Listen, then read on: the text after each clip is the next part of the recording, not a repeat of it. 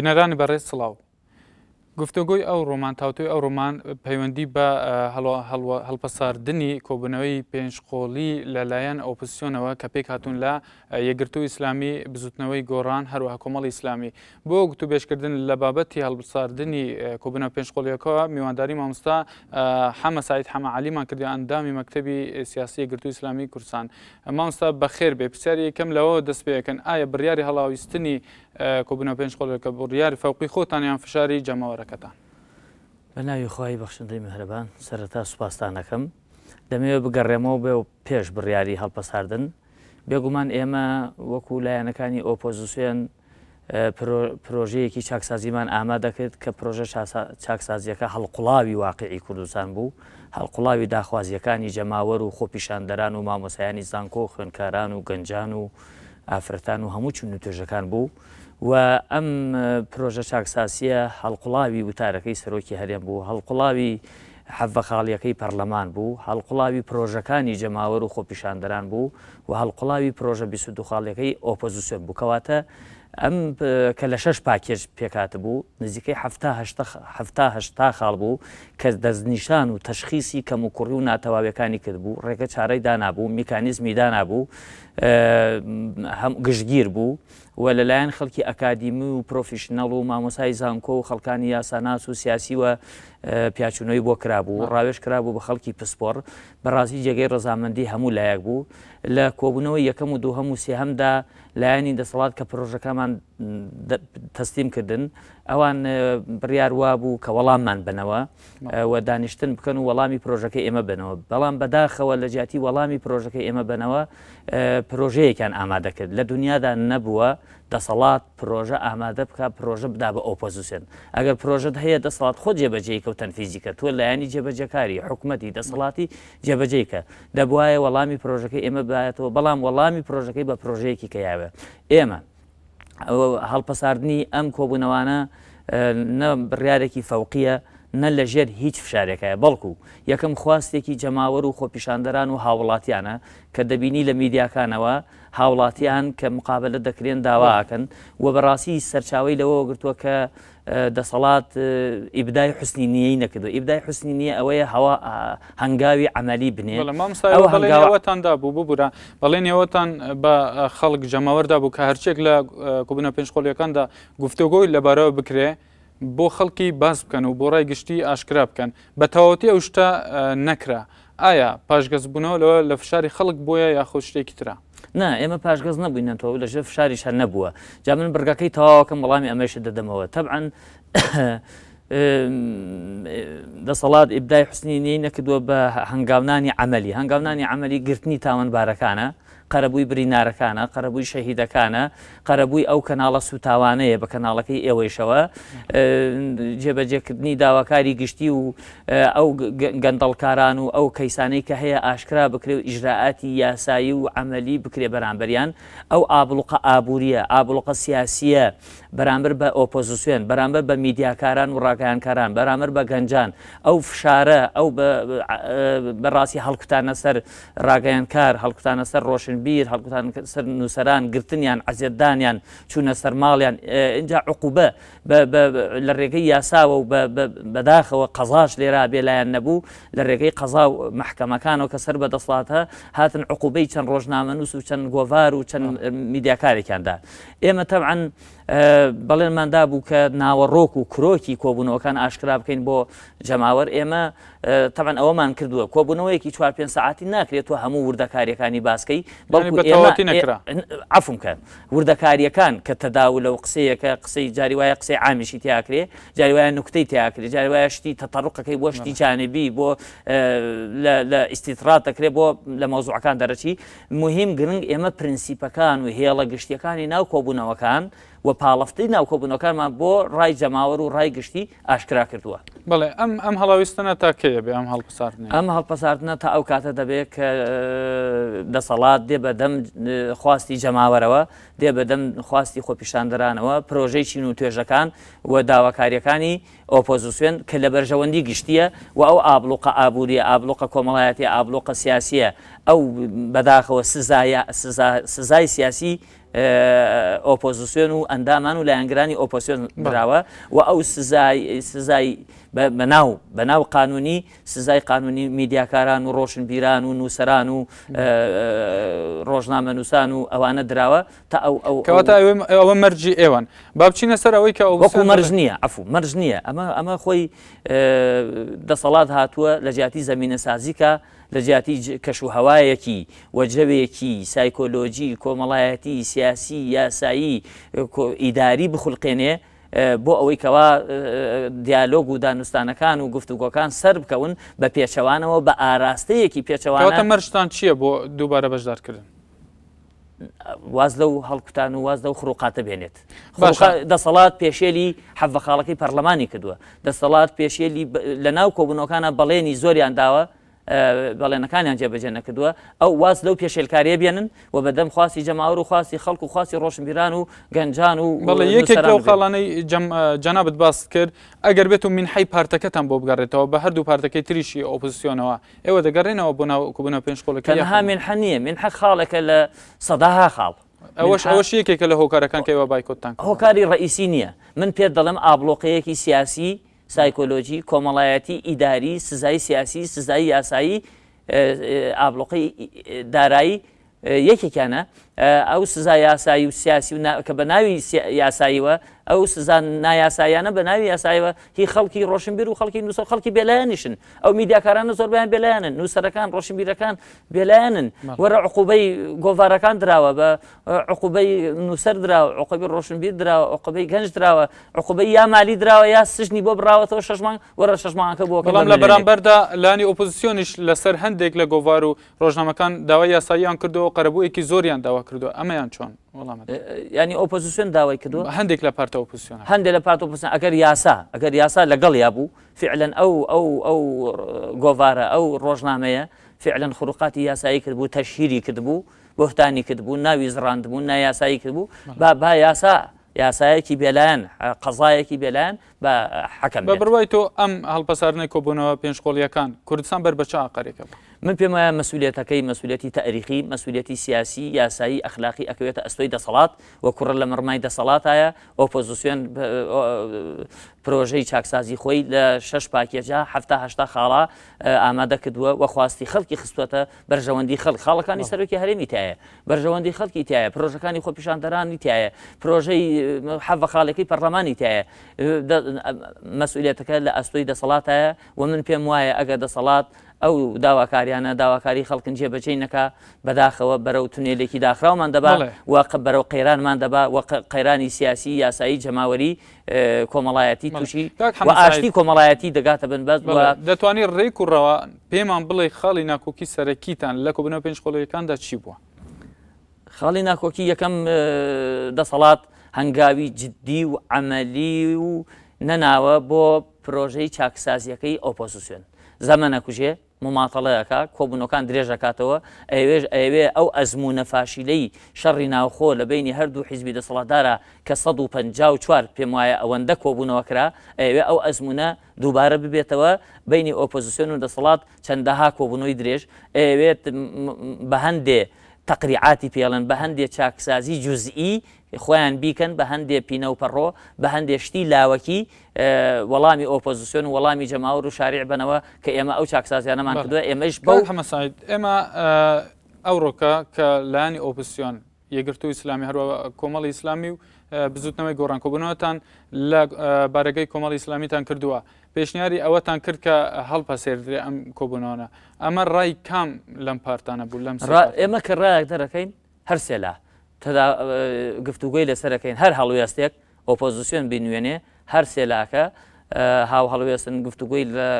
سەر ئەەکەن و هەر سێلا دەگەنە هەڵوێستێکی هاوبەشی هاوسنگ کە لە بەرژەوەندی گشتی بێ و لە بەرژەوەندی سیستمی سیاسی سیستمی حکومڕانی لە بەرژەوەندی ئاشتی کۆمەڵایەتی لە بەرژەوەندی سەرخستنی پرۆسەی سیاسی و ئەزمموی هەرێمی کوردستان هەبێت. مامۆستا پرسیارێکی بەرفران ئێوە دەڵێن ئێمە سازش لەسەر داواکاریەکانی خەڵک ناکەین.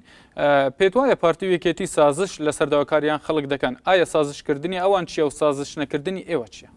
سازشکردنی ئەوان ئەوەیە کە بەداخەوە تا ئێستا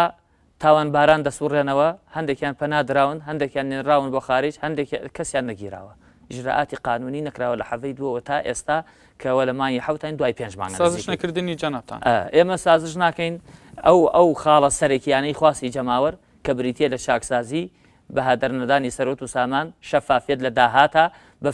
خزمەتگوزاری خزمەتی چین و توێژەکان داواکاریەکانی خەڵک بەدەم داواکاری هەنووکەیەکانی داواکاری بنەڕەتەکانی ئێمە لەسەر ئەوەی کە مەسەلە سیاسیەکان سیستمی سیاسی چاکسازی تیا بکرێت سیستمی ئیداری حکومڕانی ئابووری ئەو بەفیڕۆچوونی سەرۆت و سامانە ئەو گەندەڵیەی کە هەیە ئێمە لەسەر ئەو مەبادیانە کە مەبادیئن کەش بەرژەوەندی گشتیە کە داواکاری خەڵک و داواکاری جەماوەر ئێمە لەسەروانە سازش ناکەین. مامۆستا ئێوە پێشتر ڕاتانگەن ئەگەر لە کۆبوونە پێنج قۆڵیەکان نەگەن بەنجام ئەوە پەنا دەبینە بەرشەقام ئەو وشەیە پەنابردنە بەرشەقام مەرامتان ئەوەیە کە پرسیاری ڕای جەماوەر وەرەگری ناخۆت خۆ پیشاندانەکەن. ئێمە طبعا هەموو خەباتێکی سیاسی مەدەنی یا دیموکراسی دەگرێتە خۆی ئەو وشەیە کە خەباتەکە لە چوارچەوەی دەستور لە چوارچەوەی یاسا لە چوارچەوەی پرۆسی دیموکراسیەت و لە خەباتێکی مەدەنی بێ ڕای جەماوەر طبعا وەشەقام دەگەڕێنەوە بۆی وە شەقام با بڕیار بە ئێمە شەقام بڕیار بە شەقام هەر بڕیارێ بە خۆپیشاندان بکە بڕیاری ئەوە بکە ئێمە لەکوێ تەفاهم بکەین لەکوێ وەکو بڵێ کوڕبین و پێدا بگرین ئەوە مەبەسمان ئەوەیە هەموو ئەگەرێکە وە کراوەیە ئەو خیارە ئەو وشەیەماناکەی دیارە مانەخەباتێکی سیاسی یاسایی مەدەنی دیموکراسی. بەڵێ بەس پێشتر یەکێک لە شاندی ئەندامانی شاندی دانوسانکاری لەسەر بە کۆمەڵی ئیسلامی ڕایگاندی بوو لە ڕاگەاندنەکاندا کە ئێمە پشتگیری لە خۆپیشاندان ناکەین لە کاتی ئێستادا گفتوگۆ باشترین ڕێگایە بۆ چارەسەرکردنی ئەم قەیرانی هەرێمی کوردستان. بێگومان باشترین ڕێگا گفتوگۆیە دیالۆگە ڕێکەوتنە چاکسازیە نەهێشتنی گەندەڵیە لێکتێگەیشتنە. من ئێستاش پێ دەڵێم لە ئێستا دەڵێم خۆپیشاندانێک کە تونوتیژی لێ بکەوێتەوە خۆپیشاندانێک کە دەسەڵات بەداخەوە مامەڵەیەکی دیموکراسی مەدەنی پێشکەوتوی لەگەڵ نەکا دەسەڵات ئەو هەموو خروقاتە ئەو عزێت و تەقە و برینار و شەهیدی هاوڵاتیان بکە کە ئەوە زیانێکی زۆری لە یەکەوێتەوە ئەوە زۆر خراپە بەڵام دیالۆگ و دانیشتن قازانجی زیاتری هەیە منیش لەگەڵ ئەوام دیالۆگ چەند سەعات دانیشتن و چەند کۆبوونەوە بەسەربردن بە دیالۆگ و بە گفتوگۆ بگەینە نەتیجەتیە باشترە لەوەی بە هەر هۆکارێکی تر کە بە تونوتیژی لێ بکەوێتەوە هەر هۆکارێکی تر کە لە بەرژەوەندی خەڵک نەبێ حتمما دەسەڵاتەکەمان دەسەڵاتێکە کە بەیانی خەڵکی خۆپیشاندان بکە ئەگەر خۆپیشاندانێکی جزئیش بێ خۆپیشاندانی لە ناکاو بێ چین و توێژێک وەکو قوتابیان لە ماوەیە خۆپیشاندانیان کرد بۆ گەڕانەوەی دەرماڵەکانیان سیرەکەی بە بداخەوە ئابلوقەی سەربازی و پۆلیس و کەواتە ئێمە ترسی ئەوەمان هەیە ئەگەر خۆپیشاندانی مەدەنی و هێمنانە و ئاشتانیە بکرێ بە دوور لە توندوتیژی بە دوور لە شتێک خراپ من دڵنیام ڕدەفعلی دەسەڵات بەرامبەر بەو خۆپیشاندانە کە خەڵک و جەماوەر ئەیکا کە مەدەنیە ڕدەفعلەکەی ڕدەفعلێکی تونوتیژیە بێ. ماڵپەڕی کۆمەڵاتی فەیسبوک وا بڵاو کراوەوە کە لە 15 ئەم مانگە لە ماوەی چەند ڕۆژی داهاتوودا خۆپیشاندان دیسان دەست پێ بکرێتەوە. ئایا هەڵپەساردنەکانی ئەمڕۆی کۆبوونە پێنج قۆڵیەکان خۆ ئامادەکردنە بۆ خۆپیشاندانە یان ئەو پۆستوسیۆن بە هیچ شێوەیە ئاگای لەو 15 مانگە نییە بە هیچ شێوەیەک باسی 15 مانگی نەکردووە باشی خۆپیشاندان لە 15 مانگان نەکراوە و ئێمە ئاگاداری نین و ئەم هەڵپەساردنەش هیچ پەیوەندی بۆ خۆپیشاندان و بۆ 15 مانگەوە نییە بەڵکو پەیوەندی بە جێبەجێ نەکردنی بەڵێنەکانی دەسەڵاتەوەی لەلایەن دەسەڵات. بەڕای تۆ خۆپیشاندەکانی چەند مانگی ڕابردووی هەرێمی کوردستان زیانەکانی چی بوون قازانجەکانی چی بوون؟ بەداخەوە زیانی گەورە ئەوە بوو کە شەهید و بریناری لێکەوتەوە تونوتیژی لێکەوتەوە زیانی گەورە ئەوە بوو پرۆسەی دیموکراسی و پرۆسەی سیاسی لە هەرێمی کوردستانە و دەسەڵات کەوتە ژێر پرسیارەوە و من پێم وایە ئەزمونونەکەمان لە جیاتی ئەزمونێکی لە ناوچەکە نمونەیەکی جوان پێشکەش بکات کە نمونەیەکی دیموکراسی و ئازادی و ئاشتی و ئازادی خۆپیشاندان و ئازادی ڕاددەربڕین و ئازادی خۆپیشاندان و ئازادی ڕۆژنامەگەری و پاراستی مافی مرۆڤ و مافی هاوڵاتی بوون هەموو ئەوانە پێشێلکران کە ئەوە ناخۆشترین سلبیات بوولی. کەواتە ئەگەر بێت و دیسانە خۆپیشاندان بکرێ وەک ئەوەی جەنابەت وت پەنابردنە بەرشەقەم یەکێکە لە ئەگەرەکان خۆپیشاندان شتێکی ئاساییە هەر زیانێک بێ ئێوە کێ بەبەر پرسیار دەزانن؟ دەسەڵات پێویستە دەسەڵات خۆپیشاندان بپارێزی ئەگەر بیش بێت کە من خوازیارم بەڕێگەی دیالۆگ و گفتوگۆ ئێمە کۆبوونەکان دەست پێ بکەینەوە و هەڵپەرساردنەکە کۆتایی پێبێ کە ئەویش مەسئولیەتی تاریخی و سیاسی و یاسایی لە ئەسوی دەسەڵات هەیە با دەسەڵات ئەو داواکاری خەڵکە و داواکاریانەی کە ئەو زەمینە سازیە زمینە سیاسی کۆمەڵایەتی سایکۆلۆژی سیاسی یاسایی بە ئەو فراهەمی بهێنێ و ئەو کۆبوونەکان ئێستا کە قوفڵ بووە کۆبوونەکان هەڵپەسێراوە سەبەب مەسئولیەتەکەی گەڕێتە دەسەڵات بە لە جیاتی ئەوەی خۆپیشاندان ببێ با گفتوگۆ ببێ. بەڵێ کەوت ئێوە لە سەرەتای دەستپێکردنی کۆبوونە پێنجقۆڵیەکان مەرجی سەرەکیتان ئەوە بوو کە تا تەقەکەرەکان ئەوانەی تەقیان لە خۆپیشاندەران کردوان نەژیرن ئێوە بەشداری ناکەن لەو کۆبوونە پێنجقۆڵیانە لە کاتێکدا کە تەقەکەرەکان دەستگیریش نەکردن ئێوە بەشداریتان کرد ئایا بایکوتکردنەکە هەر لەسەر ئەو مەسەلەیان پەیوەندی بە بودجەشەوە هەیە ئەوەی خاڵی سەرەکی بەڕێز ئێمە لە ناو کۆبوونەوەکانی پێنجقۆڵیدا جەختمان لەسەر ئەوە دەکردەوە خواستی خۆپیشاندەران سەرەکی ئەوە بوو تەقەکەران بگیرێن ئەوانەی کە ناڵی نالیان سووتان بە سوتاوی لە خەستەخانەی ئەمرجنسی هەولێر بوون بران بۆ تورکیا ئەوانە بگیرێن بکوژەکان بگیرێن ئەوانەی هەڵیان کوتاوەتە سەر ساری ڕۆژنامەنووسان و خەڵکی بێلایەنیان سووتانوە ئەوانەی هەڵیان کوتاوەتە سەر بارەگا و تەقیان لە بارەگا کردووە تەقیان لە ماڵی خەڵک کردووە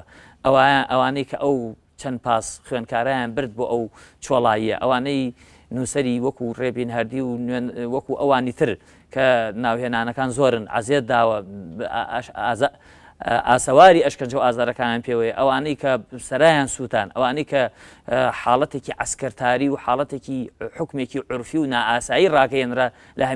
لە هەرێمی کوردستانە ئەوەی کە هێزی جوڵان بە ئەمریکێ هێز جوڵێنرا هەموو ئەو تەفاسیلانەی کە لە ڕاگەیەنەکان ناوتراوە کە لە راپۆرتەکانی ئێمە هەیە کە لە پرۆژەی چاکسازەکەمانە هەیە هەموو ئەوانن سەبەبی ئەوەی کە کۆبوونەکان هەڵپێسێراوە جارێ مەسەلەی بودجە من پێم خۆشە مەسەلەیەکی زۆر بەلای ئێمە لاوەکیە و مەسئلەیەکیشە پێچەوانەی یەکەم یاسای حیزبەکانە یاسای ژمارە حەڤەی ساڵی 1990 دووهەم پێچەوانەی مادەی هەژدەی یاسای بودجەی ساڵی 2010 سێهەم پێچەوانەی یاسای مادەی 25 یاسای بودجەی 2011 چوارم پێچەوانەی بڕیاری حکومەتە خۆی حکومەت بڕیارێکی هەیە لە ساڵی 2010 لە ساڵی 2011 بڕیارێکی هەیە دەڵێ بودجەی حیزبەکان دەدرێت بە سولفە تا ئەو کاتەی یاسای بودجەی ئەحزاب دەرەچێ و دوایی تەصفیح حساباتەکرێت ئەوە مەسەلەیەکە ئەوە خروقاتێکی یاساییە سەرپێچێکی یاسایی و سیاسیە ئەوە بەڕێگەی ئێمە دادگا چارەسەریەکەین بەڕێگەی دادگای ئیداری داواکاری خۆتان لەسەر کردووە مەسەلەی بودجە بڵێ مەسەلەی بودجە بە دادگای ئیداری لە حکوومەتی لای هەرێم چارەسەریەکەین بەڕێگەی یاسایی چارەسەریەکەین بەڕێگەی دادگای فیدراڵی عێراقی ئەوە ڕێوشێنی یاسایی دەگرێتە بەر ئەوە پەیوەندی بە دیالۆگەکانیشەوە ئەگەر هەیشی بێ زۆر جزئیە و زۆر غێر مباشیریش مباشیر و سەرەکی و ئەساسی ئەوانن کە باسم کرد کە داواکاری خۆپیشاندەران و جەماوەرە بەڵێ داواکاری تێکەڵ کراون لەمەیانە یاننا یعنی دەسەڵات ئەڵێن ئەمانە بۆ بەرژەوەندی خۆیان بەکار ئەهێنن داواکاری خەڵک نەک ئەوە تا ڕێک ڕەوان کە نوێنەرانی خۆپیشاندانەکان هاتن لای باشە داواکاری خۆپیشاندەران کە بریتە لە گرتنی خەڵکو و بکوژەکان و تاوانباران و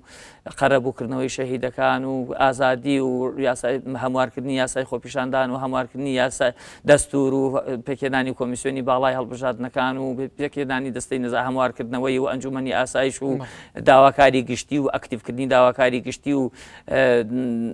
دابڕینی حیزب لە حکومەت و حیزب تەدەخل لە حکومەتان نەکا و سەروەری قەزا و دەسەڵاتی قەزایی بێلایەن بێ و سەروەری یاسا بێ ئەمانەکەی بەرژەوەندی حیزبین و کەی بەرژەوەندی ئێمە دەسەڵات ئەو پرۆژەیە کە بە وەڵام ینی وەڵامی ئەوان بە پرۆژەیەکدا بوو بە ئۆپۆزیسیۆن ئایا مەرج ینی داواکاریەوە تیا بوو کە بەشدار بن لە حکوومەتدا یاخۆت مەرجەوەی تیا بوو کە نابێ خۆپیشاندان بکرێ ئێوە نابێ باسی داواکاری ئەویان کردبوو کە بەشدار بین لە حکوومەتی بنکەفراوانە ئێمەش تەبعاً ئەو داوایە لای ئێمە ڕەفزە بەشدار لە حکوومەت ئەگەری ئەو ڕەفزە چییە؟ لەبەر ئەوەی ئەو دەیەوێت ئەم ماوەیە ڕابردوو کە گەندەڵی کراوە کە کەم و کوڕی کراوە کە نایاسایی کراوە ئەم ماوەیە ڕابردوو وە بەردەوامیش بێ لەسەر ئەو حاڵەتی گەندەڵی و حاڵەتی نایاساییە ئەوێ ئێمەش بکە بە شەریک و وەکو کورد دەڵێ دەستی چەورەکە بسڕێ بە ئێمەشە بەڵام ئەگەر بێت و ئێوە چەند وەزارەتێک بەر ئۆپۆزیسیۆن بکەوێ وەزارەتی هەرە سەرەکیش بێ ناتوانن چاکسازی بکەن ئومێدیەوە جارێت ئێمە دەمانەوێت تەبعاً ئەو ئەزمونانەی ڕابردوو دووبارە ناکەینەوە وەزیر بەس لایەنێک بێت ما بە خوارەوە لە سەر دەسەڵات بێ اینجا ئێمە دەمانوێت چاکسازی ڕیشەیی بکەین چاکسازی ڕیشەیی لە سیستمی سیاسیایە لە سیستمی سیاسیایە چاکسازی ڕیشەیی لە سیستمی سیاسیایە لە هەموارکردنی دەستورایە لە ئەکتیڤکردنی دیوانی چاودێری داراییایە پێکهێنانی دەستەی نەزا هەیە ئەکتیڤکردنی داواکاری گشتیە بنەبڕکردنی گەندەڵیە ئەو 2550 راپۆرتەی لەسەر گەندەڵی هەیە ئیجراعاتی یاسایی و قەزایی لەبارەوە بکرێ ئەو کەسانەی کە تێوەگراون لە گەندەڵیە ئەو کەسانی تێوەگراون لە شەهید و بریناکردن ئەوانە بدرێنە دادگا هەنگاوی عەمەلی بنێت ئەوەیە ئەساسیەکە. ئێوە داواتان کردو هەندێک لە خەڵکانی دەستور بگەڕێنەوە یان هەموو عفو حیزب لە حکومەت هەموو دەستور بێنینەوە پەرلەمان و هەموار بکرێتەوە. بەڵام دەستی حیزب ئێستا کاکە حیزب ئێستا دوو ئیدارەی هەیە لە هەرێما دوو وەزارەتی دارایی دوو وەزارەتی پێشمەکە دوو وەزارەتی ناوخۆ دوو ئاسایش دوو ئەوانە بە فعلی هەن. ئێستا حکومەت حیزب تەدەخولەکاتیایە حکومت حیزب تەدەخولەکە حیزب تەدەخول لە پەرلەمانیش دەکات لە حکومەتیش دەکات ئێستا تا ئێستا عەقڵیەتی حیزبی نەگۆڕاوە و عەقڵیەتێک ئیشەکات ئەو کەسانی کە لە پشت ئەم بەڕێوەبردنی ئیدارەون بە عەقڵێت و باگراوندێکی حیزبی مامەڵێ ئێمە ئەمانەوێت چاکسازی لەو بۆرانە بکەین. بەڵێ چاکسازی لە دەستوریشە هەیە بۆ نمونە بڵێن ئەگەر دەستورەکە بگەڕێتەوە هەمیشە ئێوە لەگەڵ ئەوەیان کە ڕای زۆرینە دەنگی زۆرینە بدات دیسان دەرباز بکرێ یاخۆ هەندێک ئاخر دەنگی زۆرینە ئێستا بەداخەوە چاوەڕێی دەنگی زۆرینە چاوەڕێی ڕای مەکتەب سیاسەکانی هەردوو حیزبی دەسەڵاتدارەکە و ڕێی دوو حیزبی دەسەڵاتدار چی بێ زۆرینەی پەرلەمان و زۆرینەی لەسەر ئەوە دەنگەدەن بەڵام هەندێک شتەیە نابێت چاوەڕێی زۆرینەکەی بێت تەوافقێکی سیاسی یاسایی دەستوری تۆ بەڕێکەوە کۆبوونەوە پێشخۆڵی عەفوم کە نا شەرت نییە ئێستا لە ناو دەستورە خەڵکی پسپۆر خەڵکی ئەکادمی خەڵکی ئەوانەی کە پسپۆڕن لە یاسای نێودەوڵەتی یاسای دەستوری نێودەوڵەتیە ئەوانەی کە مامۆسای زانکۆ و ئەکادمی و خەڵکانێکی شارەزان ئەزانن کە ئەم دەستوری ڕژنووسی دەستوری هەرێم کە ئێستا هەیە ڕژنووسێکی دەستورە کە بەداخەوە دەسەڵاتەکان جێبەجێ تێکەڵ بوون دەسەڵاتی یاسادانان دەسەڵاتی قەزایی دەسەڵاتی سەرۆکی هەرێم دەسەڵاتی حکومەت تێکەڵ بوون تێکەڵ و پێکەڵێک لە دەسەڵاتەکانە هەیە دەسەڵاتێکی زۆر دراوە بە سەرۆکی هەرێم و دەسەڵاتی لا مرکزیەتی بەقوت حساب بۆ پارێزگاکان نەکراوە حساب بۆ قەزا و ناحەکان نەکراوە والحاصل دەستورەکە بە تەوافقێکی سیاسی ئەو سەردەمە تێپەڕێنراوە کە بۆ 4 ساڵ لەمەوە پێش بۆ ئێستا بوو بە 6 ساڵیش 2005 تێپەڕێنرا 6 ساڵە کە ئەم 6 ساڵە گۆڕانکاری لە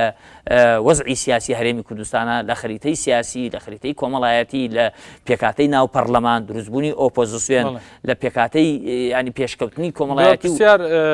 مامۆستا ئێوە لەگەڵ هەڵوەشانەوەی حکوومەتێکون ئێوە بەشداری تیاکەن یاخود لەگەڵ هەڵبژاردنێکی پێشوەختن وەکو ئۆپۆزیسیۆن پێشتر داوای ئێمە خیارەکان زۆرن طبعا خیارەکان زۆرن ئەو خیار عەفوم کە ئەو خیارانە مەسەلەن پێکهێنانی حکوومەتی بنکەفراوانە ئەو خیارانە پێکهێنانی حکوومەتێکی ئینتیقالی تەکنۆکراتە ئەوە و پێکهێنانی ینی پرۆژەیەکی سیاسی ئیسلاحی دروست بکەی بیدەی بۆ حکوومەتە بۆ ماوەیەکی بخەیت ماوەیەکی تەجروبی 6 مانگ تا ساڵێک بزانانی ئەم چاکسازیانە ئەکا ئەو پرۆژەی بیتی وەکو بڵێ ئەو نەخشە ڕێگای بیتێ چاکسازیەکە ئەمە خیارەکانە ئەگەر ئەم خیارانە سەری گرت باشە سەری نەگرت هەڵبژاردننی پێشوەخت. بڵێ مامۆستا حەمان سەعید حەما عەلی ئەندامی مەکتەبی سیاسی یەکگرتو ئەندامی سەرکردایەتی یەکگرتووی ئیسلامی کوردستان زۆر بەخێر بێ سەرچاوان سپاس. بینەرانی بەڕێستاوتوی ئەم ڕۆژمان کۆتایی هەتا تاوتویەکی تر ببینن شاد و بەختەوەر. مامۆستا بەخێر بێ سەرچاوان.